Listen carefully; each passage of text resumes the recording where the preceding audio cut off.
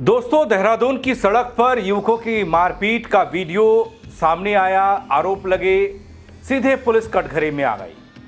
मामला देखते ही देखते गर्मा गया। सोशल मीडिया पर एक लड़के और लड़की की बाइट चर्चा में आ गई, बयान चर्चा में आ गया कि पुलिस ने बेदर्दी से, बेरहमी से पीटा, कसूर कोई नहीं था।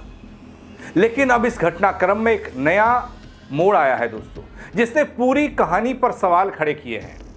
आखिर एलएलएम छात्र और पुलिस के बीच उस रात क्या हुआ था? क्या जो छात्र कह रहा है वो सच है, या उसकी महिला मित्र कह रही है वो सच है, या फिर जो पुलिस ने चुप्पी तोड़ी है, जो पुलिस कह रही है वो ही सच है? कैसे पता लगेगा? क्या पुलिस पर लगे बर्बरता के आरोप सही हैं, या फिर कहानी का दूसरा पहलू भी है, कुछ और है जिसे शायद हम नहीं जानते लेकिन पुलिस जानती है? बताऊंगा आपको पूरी खबर अपनी इस रिपोर्ट के जरिए। नया क्या निकल कर आया इस पूरे मामले में। नमस्कार, पहला अखबार पंकज रौतेला, आप देख रहे हैं अपना उत्तराखंड न्यूज। दोस्तों, देहरादून के प्रेमनगर में एक विवाद हुआ और उस विवाद पर सवाल हुआ। अब पुलिस ने जब वीडियो चर्चा में आए, सोशल मीडिया पर और मीडिया ने भी उठाए, तो अपनी चुप्पी तोड़ी और सामने आया पहला आधिकारिक बयान। सोशल मीडिया पर जब किसी घटना की दोस्तों कोई तस्वीर आती है तो उस पर चर्चा तुरंत शुरू हो जाती है। ऐसी तस्वीरें तुरंत वायरल हो जाती हैं, लोग अपनी अपनी प्रतिक्रियाएं देना शुरू करते हैं। हम जैसे पत्रकार इसको लेकर उठाकर ये बताना शुरू करते हैं कि आखिर ये है क्या, ये तस्वीर क्या कह रही है। पुलिसिया बर्बरता के बारे में खबर थी। देहरादून के प्रेमनगर में 17 अगस्त को एक हाई वोल्टेज ड्रामा हुआ, चेकिंग विवाद हुआ और उसमें कुछ ऐसा हुआ कि सोशल मीडिया पर पुलिस पर गंभीर आरोप लगने शुरू हो गए और युवक के साथ मारपीट की कहानी बनाई गई या बनी, जिस तरीके से युवक ने बयान दिया। अब इस पूरे मामले पर देहरादून पुलिस ने अपनी चुप्पी को तोड़ते हुए एक ऐसा विस्फोटक खंडन वाला बयान जारी किया है जिसने पूरी कहानी का रुख ही बदला है, पूरी कहानी को ही पलट दिया है।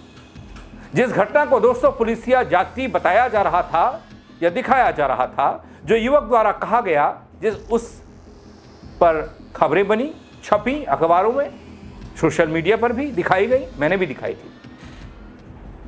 उसकी जब असली वस्तु स्थिति सामने आई तो पता चला कि कानून के ही एक छात्र ने वर्दी पर हाथ डालने की हिमाकत की थी। हालांकि मुझे पता नहीं है कि ये सच, इसमें क्या पुलिस वाले जो कह रहे हैं वो सच है या छात्र और वो छात्रा जो आरोप लगा रही है वो सच है। लेकिन आखिर क्या हुआ था उस वीवीआईपी चेकिंग के दौरान? पुलिस के इस पहले बयान के बाद कैसे पूरा मामला पलटता दिख रहा है, वो मैं आपको बताने के लिए आया हूं। पहले आप ये आरोप देखिए, फिर मैं आपको पुलिसिया बयान भी दिखाऊंगा, गौर कीजिएगा थोड़ा। क्या नाम है आपका? मेरा नाम अमृतम अंशुमान हुआ और मैं एलएलएम का स्टूडेंट हूँ यहाँ पे यूपीएस में। मैं एडवोकेट हूँ बिहार बार काउंसिल में। क्या मामला हुआ था? मामला ये हुआ कि मैं हेलमेट नहीं लगाए हुए था, उन्होंने घूस का डिमांड करा। मैंने वीडियो निकाल के उनका वीडियो बनाने की कोशिश करी, इनसे इनका ईगो हर्ट हो गया और वो अंदर ले जाके मुझे गंदे तरीके से 8 लोग मिलके मारे हैं। स्पेसिफिकली एसआई, उनके ही आदेश पे सारे लोग वर्क कर रहे थे और मुझे उनको सीरियस लेवल पे उनके खिलाफ एक्शन चाहिए। इधर ही शुड बी टर्मिनेटेड और सस्पेंडेड एट द मोमेंट। कौन से थाने की पुलिस है? ये है बिदौली थाना, बोलते हैं इनको, बिदौली चौकी ही है बेसिकली। इनका थाना पड़ता है प्रेमनगर में। सर, मेरा नाम नीलाक्षी है, मैं लॉ स्टूडेंट हूँ यूपीएस से। क्या कुछ घटना हुई आप लोगों के साथ? सर, कल हम लोग बिडोली मैगी पॉइंट जा रहे थे एंड देन हम लोगों को कुछ पुलिस वालों ने रोका, जिसमें उन लोगों ने हमको ब्राइब करने का कोशिश किया एंड देन जब हम लोगों ने इसके अगेंस्ट में गए तो वो मेरे फ्रेंड को अंदर लेके गए एंड उन्होंने उसको बहुत पीटा। एंड जब मैं उसके पीछे पीछे जाने लगी तो there was no female constable, there were only male constable. उन्होंने मुझे थ्रू चेस्ट ऐसे पुश किया एंड देन उन लोगों ने मेरे को धमकी दी कि यहाँ दिख मत जाना, अपनी शक्ल मत दिखाना। एंड देन जब मैं वापस गई उनके पास कि sir we are really sorry, हमको प्लीज़ छोड़ दीजिए, देन ही इज़ लाइक कि मतलब आप 2-3 घंटे बाद आना, अभी यहाँ हम उसको छोड़ेंगे नहीं, ये वो। Then I contacted my few batchmates and then फिर जब हम लोग उसको वापस देखने गए तो उसको यहाँ से शिफ्ट कर दिया। हम लोगों को इधर उधर घुमा रहे थे, हम लोग प्रेमनगर गए थे इनकी वो लेकर, तो वहाँ पे इन लोगों ने कंप्लेंट लेने से मना कर दिया कि we won't accept the complaint, तुम्हें जाओ जो करना है कर लो। एंड जो यहाँ पर है constable, I don't know what is his name is, उसने ऐसे किया था कि ले लो मेरी फ़ोटो, ले लो मेरे बैच की फ़ोटो, ले लो, तुम जो करना है कर लो, तुम मेरा कुछ नहीं उखाड़ पाओगे। किस तरह की कार्रवाई चाहते हैं पुलिस कर्मियों के ऊपर जिन लोगों ने लूटनेस किया? सर हम तो सस्पेंड करवाना ही चाहते हैं, बिकॉज स्टूडेंट के साथ ऐसा behaviour is not acceptable. Student आपके साथ हैं या फिर स्टूडेंट आपके साथ नहीं है? स्टूडेंट्स हमारे साथ हैं, इवन हमारा कॉलेज हमारे साथ है, डीन भी हमारे साथ में ही है, तो obviously we need a strict action against it. दोस्तों 17 अगस्त के दिन की बात है। देहरादून का प्रेमनगर का इलाका, जहां एक वीवीआईपी कार्यक्रम के मद्देनजर सुरक्षा एजेंसियां और पुलिस की टीमें अलर्ट मोड पर थी और चप्पे चप्पे पर सघन चेकिंग अभियान चलाया जा रहा था। इसी दौरान विधोली क्षेत्र में एक ऐसा विवाद खड़ा हुआ जो देखते ही देखते सोशल मीडिया पर पुलिसिया बर्बरता और युवकों के साथ मारपीट के आरोपों के साथ वायरल हो जाता है।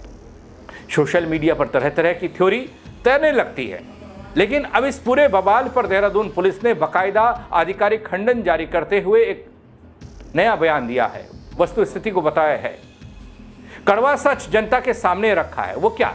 शुरुआती विवाद, विधौली क्षेत्र में बिना हेलमेट वाहन चलाने पर दो पक्षों में मारपीट हुई। सड़क की स्थिति धक्का मुक्की के कारण बीच सड़क पर जाम लगा, यातायात बाधित हुआ।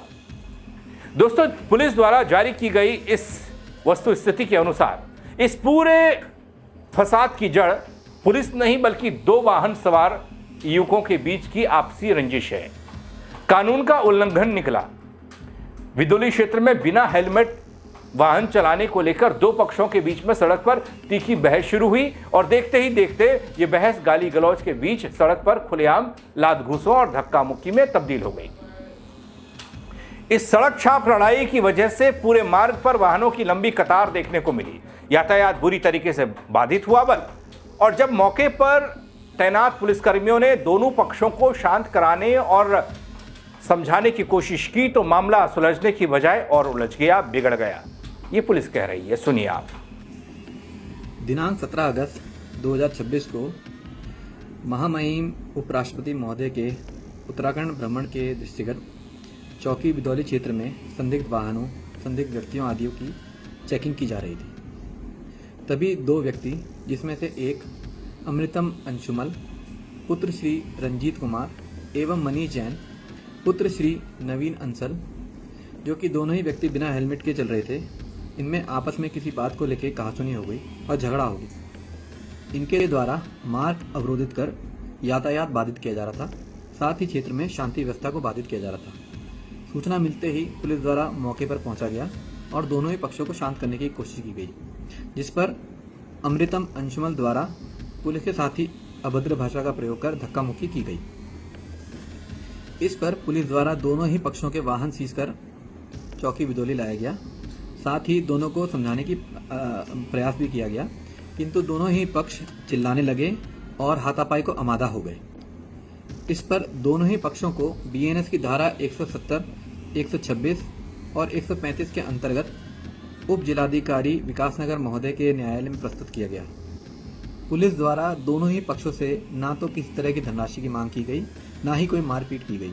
न्यायालय प्रस्तुत करने से पूर्व दोनों ही पक्षों का सब डिस्ट्रिक्ट हॉस्पिटल प्रेमनगर में मेडिकल कराया।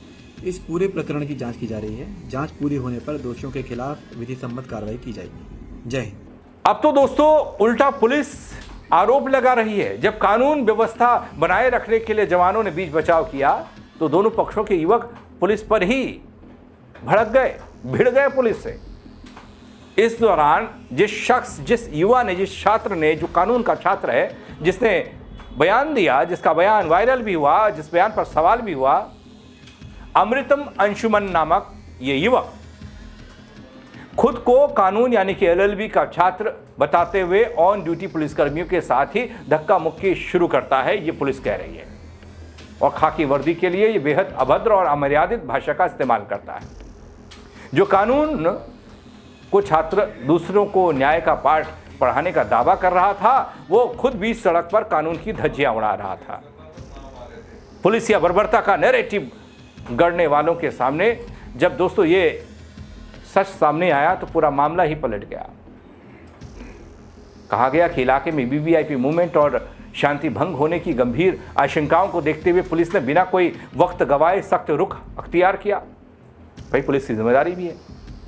और पुलिस ने तत्काल कार्रवाई करते हुए दोनों पक्षों के कुल 3 व्यक्तियों को भारतीय न्याय संहिता सुरक्षा संहिता यानी कि BNSS की धारा 170, 126, 135 के तहत हिरासत में लिया था। और नियमानुसार दोस्तों, हिरासत में लिए गए सभी लोगों का पहले सरकारी अस्पताल में विस्तृत मेडिकल परीक्षण कराया गया ताकि मारपीट या चोट के दावों की सच्चाई साफ हो सके, और उसके बाद उन्हें मजिस्ट्रेट के सामने पेश किया गया। दोस्तों, पुलिस के इस पहले आधिकारिक बयान ने उन सभी अफवाहों पर पूरी तरीके से फिलहाल तो विराम लगा दिया है जो सोशल मीडिया पर पुलिस को कटघरे में खड़ा कर रही थी। लेकिन दोस्तों, पुलिस कटघरे में आखिर आ क्यों जाती है, यह अपने आप में एक सवाल है उत्तराखंड की मित्र पुलिस के लिए। और सवाल सिर्फ इतना नहीं है कि इस पूरे मामले में कौन सही कौन गलत है। अगर पुलिस के आधिकारिक बयान के मुताबिक पुलिस के बयान को सच मान लिया जाए तो कुछ युवकों ने कानून तोड़ा और पुलिसकर्मियों से धक्का मुक्की की, तो उस पर कानून के मुताबिक कार्रवाई होनी चाहिए, जरूरी भी है। लेकिन सवाल यह भी तो है, क्या हर विवाद के बाद मित्र पुलिस की कार्यशैली पर सवाल खड़े होना महज एक संयोग है या फिर कुछ और? कहीं ऐसा तो नहीं कि घटनाओं की शुरुआत भले ही किसी और पक्ष की गलती से हो, लेकिन पुलिस की कार्रवाई और व्यवहार ही पूरे मामले को एक नए विवाद में बदल देता है। मैंने इससे पहले इसी पर एक खबर आपको दिखाई थी, और पुलिसिया बर्बरता और पुलिस का दुर्व्यवहार, पुलिस का बर्ताव, इससे पहले कई मर्तबा हम लोगों ने देखा है। कई लोगों के साथ 3rd डिग्री टॉर्चर जैसे हालात, जो मामले कोर्ट में चल रहे हैं, तो सीधे सीधे तो इनकार नहीं किया जा सकता। कानून सबके लिए बराबर है, ये कहा जा सकता है। युवक हो या पुलिसकर्मी, गलती पर जवाबदेही दोनों की होनी चाहिए। लेकिन दोस्तों, यहां कौन सच होगा बोल? जरूरी है कि सोशल मीडिया में जिस तरह की वीडियोस आती हैं उसकी जांच परख और उन दावों की पुष्टि होना, निष्पक्ष जांच होना, और उसके बाद सच्चाई का सामने आना। लेकिन यहां इस वाले मामले में सच क्या है, कौन सही है और कौन गलत, इसका फैसला आरोपों से नहीं बल्कि तथ्यों और निष्पक्ष जांच से होना चाहिए। एक तरफ युवक मीडिया के सामने आकर यह बयान देता है कि पुलिस ने बर्बरता की, चोट के निशान दिखाए। चोट कैसे लगी, पुलिस ने मारा या फिर आपसी विवाद में चोट लगी?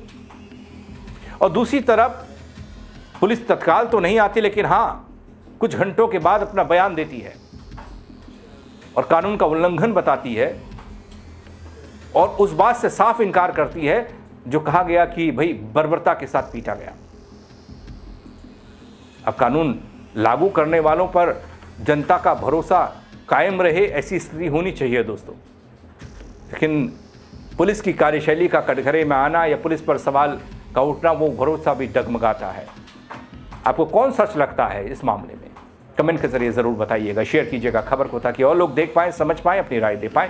फेसबुक पर देख रहे हैं फॉलो कर लीजिएगा, यूट्यूब पर देख रहे हैं सब्सक्राइब नहीं किया है वो भी कर दीजिएगा दोस्तों। मेरे साथ जुड़ने के लिए आप सबका बहुत शुक्रिया। जय उत्तराखंड।